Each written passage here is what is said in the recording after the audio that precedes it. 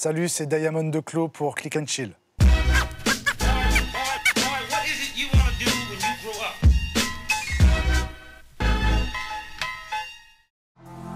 Rancœur, jalousie. Son passage au tribunal n'aura pas permis d'excuser son geste. Un étudiant habitant à Caen s'est amusé à téléphoner à plusieurs de ses amis en les menaçant en prenant la voix d'Eddie Murphy.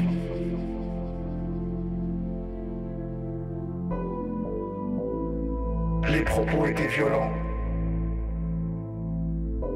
Ils ont effrayé leur destinataire.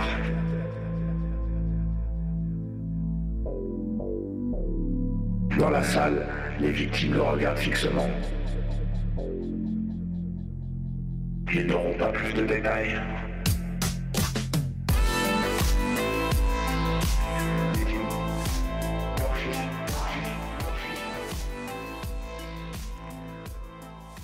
Salut Claude.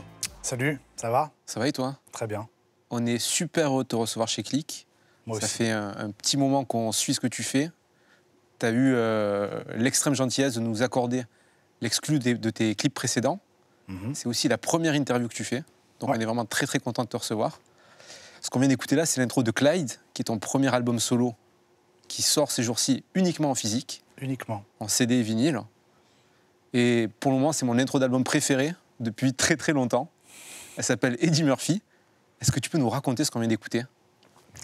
Alors, ce qu'on vient d'écouter, c'est la lecture d'un article qu'ils ont fait sur moi. Un article de presse. Ouais, un article de journal dans l'Ouest France, qui était paru en 2004 exactement. Et en fait, qui explique mon passage au tribunal. Ce qui s'est vraiment passé, c'est qu'un soir, avec un ami, j'avais acheté une voiture. Et comme on fait souvent en Normandie, on arrose la bagnole, tu vois un peu le truc. Et ce qui s'est passé, c'est que cet ami en question avait une compagne à l'époque et elle se faisait régulièrement emmerder par un type. Je ne citerai pas son nom, qui s'appelle Régis. Et en fait, le problème avec ce mec, c'est qu'il avait une réputation un petit peu sulfureuse avec les femmes, de les emmerder, mais d'aller beaucoup plus loin. Donc moi, je me suis dit, bon, on va faire une blague téléphonique. Je vais me mettre en dièse 31 dièse, ce qui marche absolument pas quand tu appelles la police, tu vois. Tu te mets en dièse 31 dièse, et puis là, j'ai pris la voix d'Eddie Murphy, et j'ai eu des propos déplacés avec lui. Pourquoi la voix d'Eddie Murphy? Parce qu'Eddie Murphy, ça me faisait tellement rire quand j'étais gosse. Et c'est pour donner un contraste, en fait, avec les menaces que j'ai pu proférer. Et puis, Eddie Murphy, il est trop drôle. Je ne l'ai pas appelé qu'une fois, je l'ai appelé pendant tout un été en dièse 31 dièse. Et le mec, il avait fait une relance téléphonique, ça allait directement dans le Walkman des flics, tu vois. Et donc, je me suis fait prendre comme ça. The Wire, mais avec la voix d'Eddie Murphy. Ouais. Ils avaient un camion de glace avec un scanner à côté, non, je déconne. Tu as parlé de la Normandie. Ça fait une douzaine d'années que les gens qui suivent un peu la scène normande, caennaise et d'Alençon ont pu repérer tes exploits. Tu as commencé avec Orelsan et Gringe. Ouais. Dans leur premier projet, c'est ta voix qu'on entend en premier, dans Fantasy épisode 1. Ouais, t'es bien renseigné. Ouais. Tu fais l'intro et les interludes de ce projet-là. Ouais. Orelsan, il m'a raconté que la première fois que vous étiez rencontrés, Ouais. c'était sur un terrain de roller. Et tu avais un scooter. Et tu avais un casque, mais pas sur la tête, tu l'avais sur le pied. Est-ce que tu t'en rappelles, cette histoire? Non, je m'en rappelle pas, mais ça m'étonne pas. Il m'a raconté que Ça m'étonne pas, ouais. c'était une histoire d'assurance. Je crois que tu as eu un accident de scooter. Ouais, Est-ce que je suis en train de te je sais pas si je suis en train de te poucave à la télé ou pas. Non, j'en ai rien à foutre. Ouais, je m'en rappelle très bien. En fait, ce qui s'est passé, c'est que j'avais eu un accident de scooter. Je m'étais fait rentrer dedans dans un rond-point. Et j'étais dégoûté parce qu'en fait, je voulais... C'était pas vraiment à la mode à l'époque, c'était en 1996. C'était en 96. Et en fait, j'étais dégoûté parce que je voulais impérativement un casque de motocross. Mais en fait, j'avais pas chuté et le casque était intact. Donc j'ai pris mon casque de scooter, je l'ai mis à mon pied, j'ai roulé avec et puis je l'ai fait frotter par terre. Pour faire croire que tu avais eu un accident avec et qu'il était... Pour montrer à l'assureur, ouais. Voilà, et puis après, j'ai eu un casque de motocross. Orelsan m'a dit, cette anecdote, elle décrit hyper bien Declos. Arrête, j'ai envie d'éclater de rire. C'est lamentable ce que j'ai fait. Je trouve cette histoire géniale. Vous êtes rencontrés donc sur un terrain de roller. Ouais. On voit tout de suite une photo. Il paraît que tu avais un niveau très très chaud en roller. Ouais, je me démerdais vachement bien. Je peux te donner la date, c'est... 98. Exact. C'était le hand-rail de Carrefour, de Continent, ça s'appelait Continent avant. C'était le premier hand-rail que j'ai pris pour de vrai. Là, ça serait difficile de le refaire, mais j'y arriverais, mais ça serait vraiment difficile. C'était l'époque du boom du roller. Ouais. Orelsan en faisait. Je crois que Gringe, plus tard, a travaillé dans un skate shop ou un magasin de roller. Ouais. C'est ça qui vous a réunis à la base? Ouais, Aurel, on s'est rencontrés au roller. Après, on a eu le même moniteur d'auto-école. On s'est retrouvés là-bas parce qu'on passait le code ensemble. T'as fait combien de fautes? La première fois, j'ai fait 9 fautes. Je l'ai foiré, 9 fautes. J'ai cru que j'allais avoir une voiturette sans permis toute ma life. Tu vois pas? Le mec qui fait chier tout le monde sur la nationale. Et Gringe, lui, je l'ai connu en 2001. 2000-2001, il travaillait justement dans un skate shop à Caen. Il paraît que tu faisais du rap au début, mais que tu n'étais pas à l'aise à fond, quoi. J'arrivais pas. J'arrivais pas, en fait. Au tout départ, vu que les mecs faisaient du rap, les premières influences, ça viennent de là-dedans. Et t'essayes de faire les flows des mecs, tu vois, de parler vite. J'ai jamais réussi. J'ai jamais réussi à faire la mitraillette comme Eminem, tu vois. J'ai Ouais. jamais réussi. Dans la sélection de clips que tu as choisi pour l'émission, c'est la première fois qu'il n'y a aucun morceau de rap. Ouais. Et c'est très bien, ça nous permet de voir des clips qu'on n'a pas l'habitude de voir. Ouais. On va commencer par un premier clip que tu as choisi. Ouais. C'est Peter Gabriel et Kate Bush. C'est Ouais. Don't Give Up. For every job, so many men no one needs. Don't give up, 'cause you have friends. Don't give up, you're not the only. Pourquoi ce clip, Claude? Déjà, Kate Bush, j'aime énormément ce qu'elle fait. Elle n'a pas sorti beaucoup d'albums. J'aime beaucoup ce qu'elle fait. Je trouve ça touchant. Au niveau des émotions, c'est complètement dingue. Peter Gabriel, il est vénère aussi. Sainsbury Hill, c'est complètement dingue comme musique. Et je trouve que l'alliance des deux, l'histoire de la musique, c'est quelque chose d'énormément, de super touchant. Super touchant, en fait, c'est un mec qui raconte à sa femme qu'il est dans le désespoir, qu'il est professionnellement, il est complètement à l'ouest, il n'arrive pas à aller au bout de ses ambitions, il n'a pas de travail, il n'a pas de thune, il ne peut pas assumer sa famille. Et sa femme, elle lui explique « Ne t'en fais pas, ça ira ». C'est très poignant, c'est très triste et c'est très beau. Je trouve ça extrêmement beau. Ce que tu viens de décrire, c'est un des thèmes qui va parcourir un peu les sélections de clips que tu as pris. C'est aussi un truc qui décrit bien ton album et les histoires que tu racontes dedans. Et ton parcours, comme je le disais, ça fait 12 ans que tu as commencé à apparaître dans la musique. C'est maintenant que sort ton premier album. On le dit rarement, mais j'incite vraiment les gens à aller l'acheter en physique. De toute façon, ils n'ont pas le choix. Mais il est produit de façon incroyable. Tu t'es entouré d'une équipe de ouf. Il y a Toxic Avenger qui a fait quelques prods sur l'album. Tu nous racontais aussi qu'il y avait le batteur de Stromae qui a fait un morceau incroyable qu'on va écouter après. Simon Le Saint, il y a Pierre Locatelli aussi qui a travaillé dessus. Donc il t'a fallu 12 ans pour arriver avec ce premier projet-là. Entre-temps, tu as alterné plein d'apparitions, parce que tu étais à la fois le pote musicien mais qui faisait de la musique, on ne savait pas si c'était sérieux ou pas, et tu étais surtout un acteur récurrent dans les productions des casseurs-flotteurs. On t'a vu, tu étais le pote qui joue le manager, le faux manager d'Orelsan à Plus dans le bus. T'es apparu dans plein de clips. Claude, c'est quelqu'un qui essaye d'être acteur depuis le début et nous, on essaye de le pousser. Et donc, à chaque fois que je fais un clip, il joue un rôle dedans. Maintenant, faut passer sous le bureau pour qu'on passe tes disques. Tu peux le voir dans Changement, tu peux le voir dans Différents.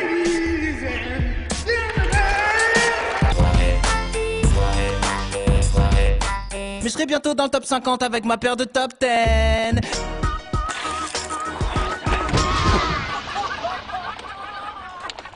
En fait, j'essaye de faire un freinage en T pour épater tout le monde. Et en fait, je faisais un freinage et normalement, je rentrais dans le coffre. Un peu en mode Yamakasi. Sauf qu'il y a eu une petite erreur de calibrage. Ouais, tu te prends le pare-choc et tu tombes sur le parking. On va regarder un de tes clips récents qu'on aime beaucoup chez Click. C'est le Blues 2. Force occulte pour réussir. Ta maman aime les engloutir. kickboxing t'aidera pas à t'en sortir. La coque est en train de t'engourdir. Wow, le blues. T'as fait une trilogie de morceaux du blues. Ouais, Celui-ci, c'est le 2. exact. C'est ton préféré, a priori. Oui. Il est extrait aussi de l'album Clyde. C'est réalisé par une réalisatrice qui s'appelle Sophie Brazé. Oui. Et là où dans tes projets précédents, tu étais un peu plus dans la fantaisie, le surréalisme, avec ce clip-là et avec Sophie Brazé, tu pars sur une direction quasi documentaire, quoi. Tous les gens qui apparaissent dans le clip, c'est des gens de ton entourage. Ou je dis une connerie? Non, non, tous. T'as Mikey, t'as Antoine dedans, t'as Déborah, t'as sa fille Amy. J'ai fait quelque chose de... J'ai pas voulu scénariser, j'ai mis... C'est mon chat Tigrou aussi. J'ai mis tout ce qui me tenait à cœur, tu vois. Tout. L'endroit, ça a été filmé à Alençon. Ça a été filmé à Caen aussi. Là où j'ai passé ma vie. Tu vois, il y a de la boxe. J'ai fait de la boxe pendant quasiment 10 ans. Tu disais, on va en parler plus tard, mais t'as pas fait de la boxe pour canaliser ton énergie, mais pour développer ton agressivité. Ouais, bien sûr, ouais. Parce que j'ai jamais réussi à canaliser mon énergie. C'est tellement difficile. C'est... Puis je sais pas, je suis là-dedans. Tu sais, la nature des uns et des autres, elle est tellement différente. Je suis là-dedans. Ça fait chier. Ça fait chier d'être moi, mais c'est comme ça. Pourquoi ça fait chier d'être toi? Bah parce que tu sais, on a tous nos démons. On aimerait toujours être quelqu'un d'autre. Parce que se regarder dans le miroir, c'est tellement difficile. Tellement dur. La vie, c'est comment dire, tout est remis à zéro, tous les jours, pour tout. Pour tout. C'est-à-dire, tu peux pas te dire, tu pars travailler et puis c'est bon, je vais me la couler douce. Non, même pour David Beckham, c'est difficile, tu sais. Parce que là où je me suis aperçu de quelque chose dernièrement, quand on parle de ténèbres, c'est... faut remercier les ténèbres qu'on a en nous aussi, parce que ça permet de voir notre lumière où est-ce qu'elle est. Et pendant des années, j'arrivais pas... ça flashait pas, tu vois, j'arrivais pas à le comprendre, ça. Pour moi, il fallait être dans le bon, dans la lumière, mais si tu vois pas le mal qu'il y a chez toi, tu peux pas avancer. C'est dur, hein, de comment dire, c'est vraiment difficile, je te parle pour moi, d'accepter et de voir les côtés extrêmement mauvais qu'on peut avoir en nous. C'est super dur, tu sais, c'est réprimé par la société d'avoir comment dire, de penser quelque chose de négatif, tu vois. D'avoir des pensées, je te parle, méchantes, agressives, sexuellement dérangées. C'est prohibé, t'as pas le droit, tu vois. Donc c'est pour ça que je pense que la société maintenant, elle est vachement pervertie par l'hypocrisie des gens, énormément. On va écouter un extrait de ton album qui me fait penser à ce que tu es en train d'évoquer. C'est Italove, Ouais. dans lequel tu as une intro qu'on va écouter tout de suite. Le fantôme du célèbre criminel Clyde Barrow me hante depuis ma plus tendre enfance. Ce qui occasionne des troubles du comportement et des moments incontrôlables de violence.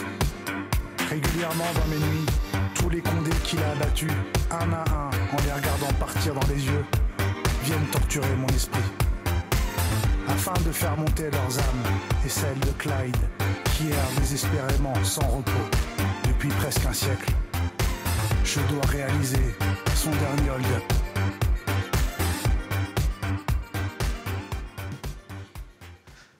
C'est quoi le dernier hold-up de Clyde Barrow? En fait, je m'étais imaginé tout éclater dans la Zikmu, et puis comme ça aurait permis d'amasser un gros magot, tu vois, vu que c'était un braqueur de banque, Clyde. Et ça lui aurait fait honneur, mais ça s'est pas passé comme ça pour le moment. L'album vient de sortir, on va voir. Je sais. Clyde Barrow, c'est le Clyde de Bonnie and Clyde. Ouais. Quand on reçoit un album, en général, les maisons de disques envoient une bio. Une bio, c'est une petite feuille dans laquelle l'attaché de presse ou la maison de disques explique qui est l'artiste, revient sur son parcours. Toi, on a reçu ta bio. Ouais. Dedans, c'est toi qui l'écris. Et dedans, tu parles de tes vies antérieures, tu parles de félins, de tes secrets de famille, tu parles d'embrouilles que tu as eu avec un mec en voiture le mois dernier, Ouais. et justement de ton instinct de tuer.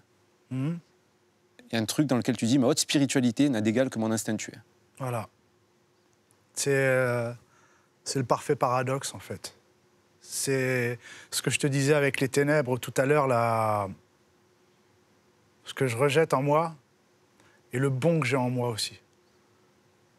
C'est du 50-50. Un mec extrêmement bon et doux peut être un tueur, tu vois. Un peu comme un animal sauvage, tu vois.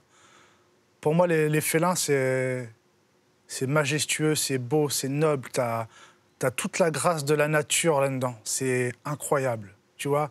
Ils sentent, ils te regardent, ils te captent, ils prennent tout de toi, en fait. Tu sais, ils t'analysent directement. Il paraît que toi, tu as cette capacité-là aussi, de capter les gens au premier regard. Tu le sens, tu l'as aussi, toi. Tu l'as, on l'a tous. C'est juste faut le développer, on l'a tous. Et on vient tous de la même source. Hein.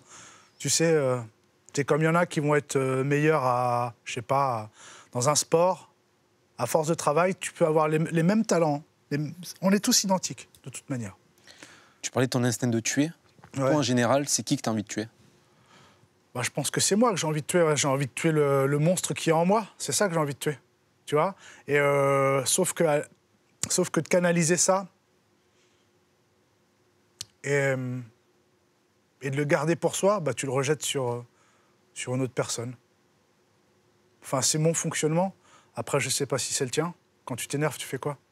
Quand tu t'énerves, quand il y a quelque chose qui est insupportable pour toi, tu fais comment pour le gérer? Tu sais, ça tronche à l'intérieur, tu fais comment? Ouais, tu peux mettre des patates dans un mur. Je l'ai jamais fait, ça. Tu gueules, toi? Ça m'arrive. J'intériorise beaucoup, mais je gueule aussi, ouais. Ouais. Mais ça se voit que t'es quelqu'un de calme, sinon. En tout cas, j'encourage tout le monde à écouter Italove, qui est un morceau que je trouve fou musicalement. Merci. Qui a une vraie influence du cinéma, en fait, dans ta musique. Absolument. Et du cinéma des années 80. Ouais, c'est ça. 80-90. On va regarder un autre clip que tu as choisi. Un peu surprenant. C'est lequel? C'est de l'Eurodance. C'est C'est lequel? Ice MC avec Think About the Way. Ah putain, très très lourd.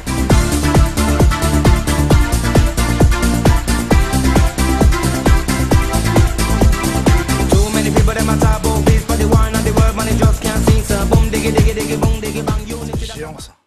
C'est génial. Ce morceau, il est culte pour les gens qui l'ont découvert dans les années 90 parce que c'était le morceau qui était imparable en soirée. Ouf. Et il y a aussi un autre truc qui apparaît pas parce que là on voit un clip très rigolo, très débile, Ouais. et un morceau aussi débile. En fait, c'est aussi le soundtrack de Trainspotting. Trainspotting, c'est l'histoire d'une bande de potes qui sombre dans la drogue. Il y en a un qui essaye de quitter tout ça. Il part habiter à Londres, il cherche un job normal.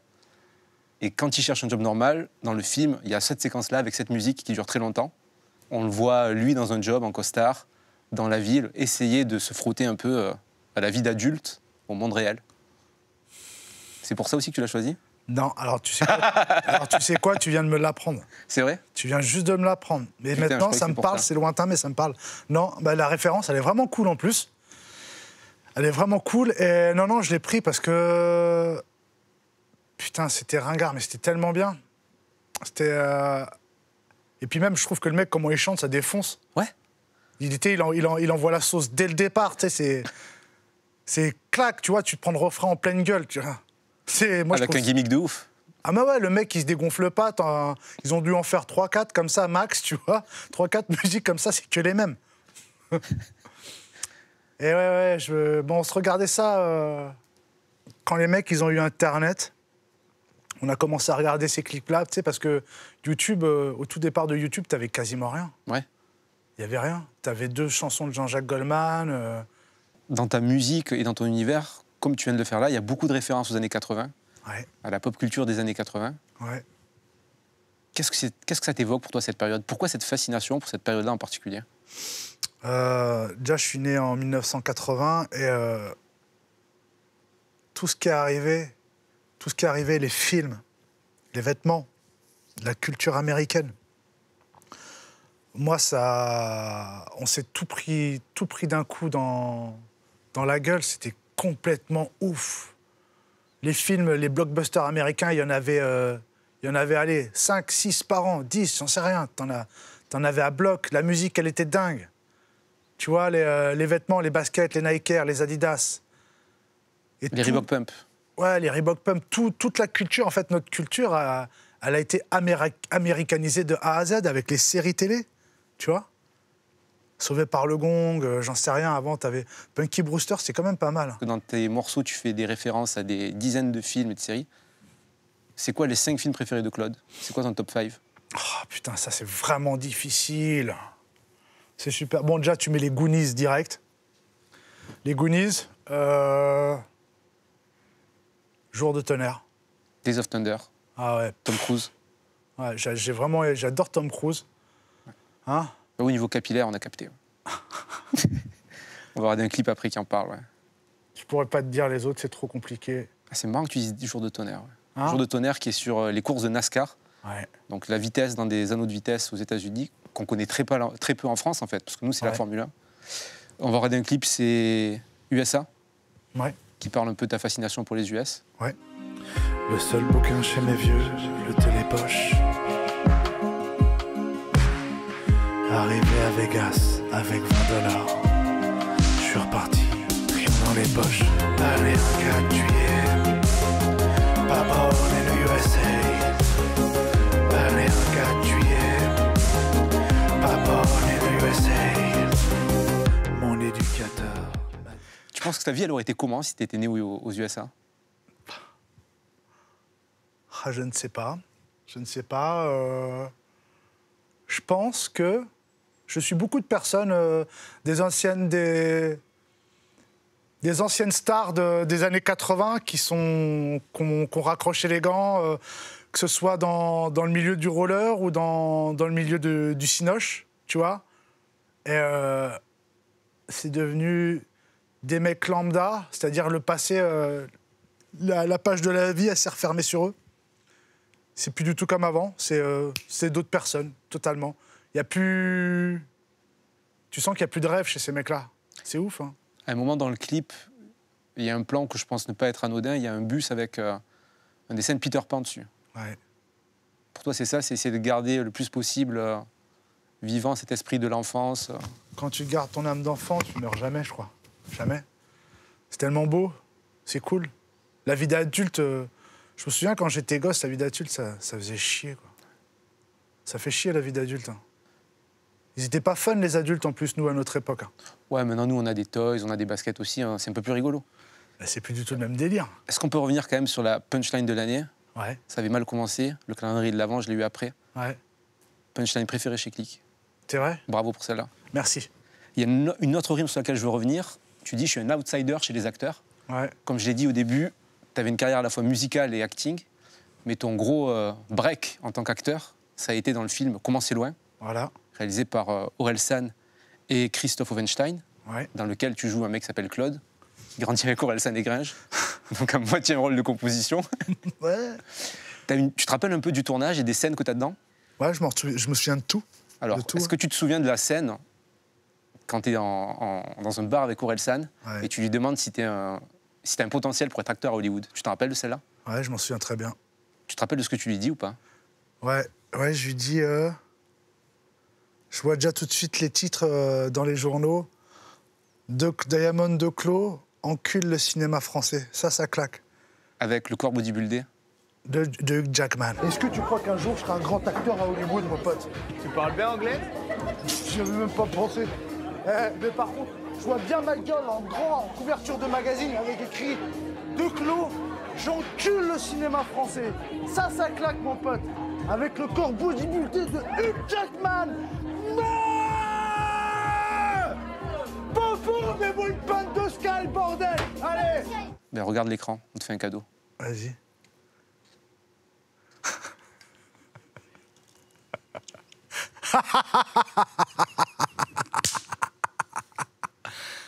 Ah, je la veux, tu me l'envoies? Bah, faut que tu me l'envoies, quoi. On t'envoie le JPEG. Hein? Ah ouais. Ah, faut que tu me l'envoies, ouais, c'est génial. Tu vois que j'ai réussi. Dans notre cœur, t'as réussi en tout cas. Toi, c'est l'objectif, le cinéma? Avant, ouais. Avant, c'était l'objectif parce que je voulais faire du cinéma pour les mauvaises raisons, tout simplement. C'est-à-dire? Le fric, les femmes, me faire aduler, J'en avais rien à foutre d'un rôle. Ça me passait... je le comprenais même pas, tu vois. C'était juste pour me faire contempler. Alors que j'aurais rien pu apporter ni quoi que ce soit. Quant à cet état d'esprit-là, je trouve que c'est de la merde. Et puis... Qu'est-ce qui t'a fait changer? La vie. La musique. Et maintenant, c'est quoi l'objectif? Continuer dans la musique et puis si le cinéma s'ouvre à moi, ouais, le faire plus intelligemment, plus professionnellement parlant, tu vois. J'ai une dent contre l'état d'esprit dans lequel j'étais avant par rapport à ça. J'étais un branleur, même si je le suis toujours maintenant. J'étais un branleur, un petit con qui savait pas... Tu fais des choses pour les donner aux autres, pas pour toi. Tu vois, c'est... Au niveau de l'univers, tu es obligé de faire un roulement. Si tu donnes pas, tu reçois pas. Voilà. Comme tout, comme avec une femme. Si tu lui donnes pas, elle va pas te donner. Ou comme dans le morceau Karma. Comme le Karma. Ouais. T'as un morceau avec Gringe qui s'appelle Karma, justement. On va regarder un autre clip. C'est moi qui l'ai choisi, celui-là. Parce que Vas-y. je trouvais que c'était un oubli que je ne m'expliquais pas dans ta playlist. Allez, vas-y. Je te dis pas ce que c'est. Vas-y. On va le regarder ensemble et on va commenter après. Vas-y.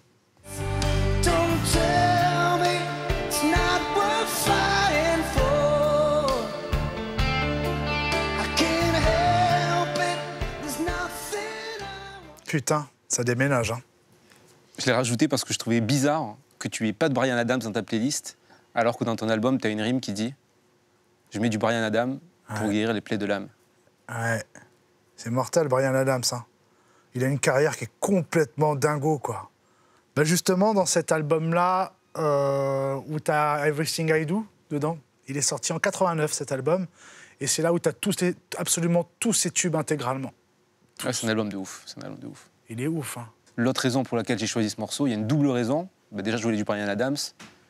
Si j'ai pris celui-là, d'après toi, pourquoi? L'amour dedans. C'est la BO d'un film. Ah bah ouais. Bah ouais. Bah ouais. Et je parle de lui en plus dedans. Ouais, ouais. Bah ouais, de Kevin Costner. C'est la BO du film Robin des Bois, Prince des voleurs. Ouais, Un des films qui a fait péter Kevin Costner. grave. Et toi, Kevin Costner, qu'est-ce que ça représente? Parce que dans un morceau, tu dis J'aurais bien aimé que ma mère se mette avec Kevin Costner. Tu vois? Parce que Kevin Costner, je pense que pour... tu sais, il fait partie de ces groupes d'acteurs. Tu sens leur masculinité et leur force, et ils sont doux en même temps. Comme tu pouvais avoir Mel Gibson. Tu vois ce que je veux dire, la catégorie d'acteurs, ce que c'est.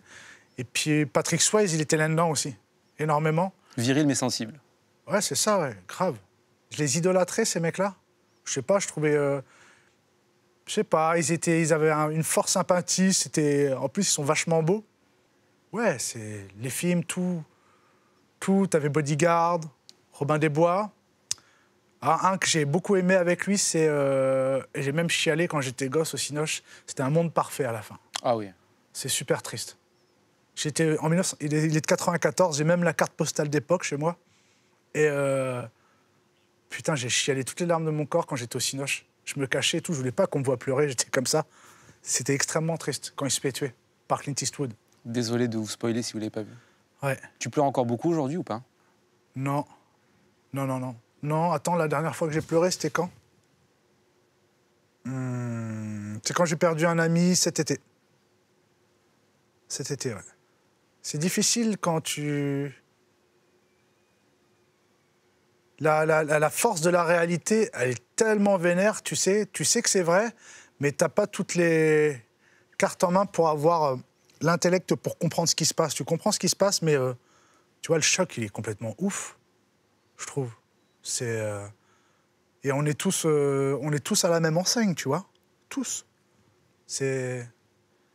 La mort, c'est quelque chose de complètement ouf, et la vie, c'est quelque chose de complètement ouf aussi. Moi, je m'en rends compte tous les jours. Quand je me balade dans les rues de Paris et tout, quand je regarde le ciel, quand je vois les monuments, même là, regarde comment on est foutu. 2 bras, 2 jambes, 2 yeux, tu vois. Je trouve que j'avais un terme pour ça, c'est la perfection de la force vitale. On n'aurait jamais pu être autrement. qu'ainsi, que des êtres humains. On n'aurait jamais pu être autrement. C'est la perfection de la vie. Et le truc que je trouve, où je me suis attardé dernièrement, c'est, tu vois, en fait, c'est quelque chose auquel on est confronté tous les jours, mais on s'en rend même plus compte. Tu vois, par exemple, tu prends un enfant, je sais pas, de 3-4 ans, il grandit. T'imagines, il grandit. En fait, c'est comme ça. Et je me dis, mais t'arrives à voir le point de vue que j'essaie de te donner. Ouais. En fait, il grandit. Et c'est devenu naturel, on s'en rend même pas compte. Mais t'imagines comment il se métamorphose, le corps. La vie est dingue. Et la mort est dingue aussi. C'est pour ça qu'il y a un fantôme sur la pochette de ton album, Clyde. Le fantôme, c'est... en fait, la pochette a été réalisée par Thomas van der Linden et son frère, Mathieu. Et c'est à l'écoute de l'album, ils ont dit, je trouve que ça fait vachement fantôme, comme si tu étais un spectre, la manière dont tu parles. Et puis c'est vrai que les fantômes, j'adorais ça quand j'étais gosse. C'était génial, tu sais, par exemple, les manoirs hantés comme il y a à Disneyland ou je sais pas, on aimait bien les monstres, Halloween, tu sais, quand on regardait ça. Les fantômes, c'est l'esprit qui reste après que les gens soient partis. Toi, t'aimerais que les gens se souviennent de toi de quelle manière? On l'espère le plus tard possible. On te souhaite une très longue vie, évidemment, Claude. Ouais. La manière dont j'aimerais qu'ils se souviennent de moi, c'est... C'était un homme gentil, doux, qui n'a pas forcément fait les choses de la bonne manière, mais qui les a faites avec son chemin à lui, avec les cartes qu'il avait entre les mains, et que... Il avait un bon fond. C'était pas un sale type, il avait un bon fond. C'est juste que des fois, ses fêlures l'ont poussé à faire des choix qui étaient pas les meilleurs pour son avenir. Mais sur le moment, c'était juste ce qu'il a réussi à faire, tu vois. Et après, j'ai essayé d'évoluer, tu vois, de laisser une plus belle image de moi. Tu le dis, l'album Clyde, c'est pas un album, c'est la bande-son de ta vie. Ouais. Ça illustre tout ce que tu as traversé, tous tes états d'esprit. Il y a un clip que je veux voir qui n'est pas de toi, mais que j'ai beaucoup aimé revoir dans ta sélection. C'est I'll Be There For You de Bon Jovi. Bon Jovi qui faisait du métal à l'époque, heavy metal, du rock un peu patate, du rock de stade, comme on appelle ça. Du rock, pardon? Du rock de stade, tu vois, avec des grosses guitares, du son qui pète. Ouais. Et je me rappelle, dans les années 90, il y avait aussi Metallica, Scorpion, les Guns N' Roses. Direct. Et mon père m'avait dit, c'est les groupes qui font la musique la plus vénère, qui font les plus belles ballades et les morceaux les plus sensibles. Ouais. On va regarder ça.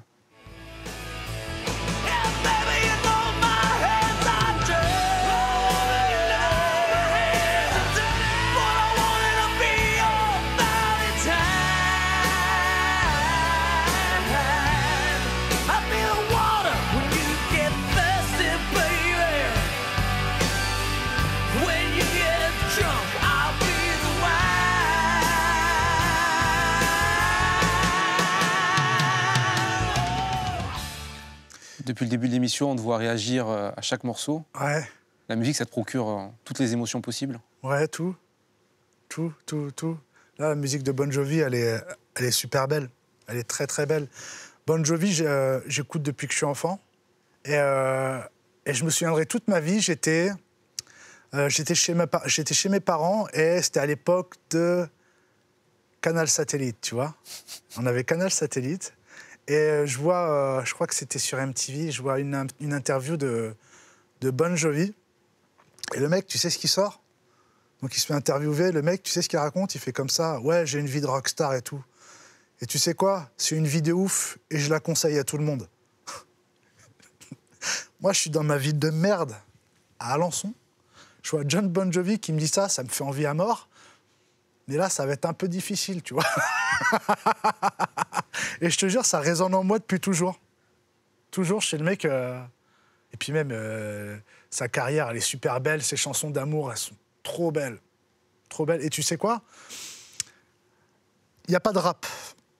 Il n'y a pas de rap dans ma sélection parce que moi, j'écoutais vraiment très, très peu de rap quand j'étais gosse. Et j'écoutais des chansons comme ça, comme Cyndi Lauper, Genesis, tu vois, ou comment il s'appelle, John Bon Jovi. C'était ultra, ultra mal vu à mon époque d'écouter ça. Fallait soit écouter du speed metal, Metallica, AC/DC, un truc de tapeur, tu vois, ou soit du rap. Il y avait que 2 écoles. C'était soit le hard, soit le rap. D'accord ? Et si tu avais le malheur de dire que tu écoutais Daniel Balavoine ou Jean-Jacques Goldman, mais t'étais affiché, t'avais une teon de ouf, tu vois. Et moi, je crois même que j'avais appris des noms de groupes vénères. Comme ça, quand on me demandait ce que j'écoutais, je disais des noms de groupes vénères, tu vois. Tu sais qu'on a reçu Maes, le rappeur, récemment, et il dit qu'il vient des Beaudottes à Sevran, et lui dit, moi j'écoute Daniel Balavoine, et c'est cool maintenant d'écouter Daniel Balavoine. Ah, mais à l'époque, c'est vrai qu'à l'époque, c'était pas pareil. C'est devenu cool, c'est devenu maintenant, même ça fait classe de dire que t'aimes Daniel Balavoine, mais moi je me souviens très bien, j'ai 39 ans, à l'époque, si t'écoutais ça,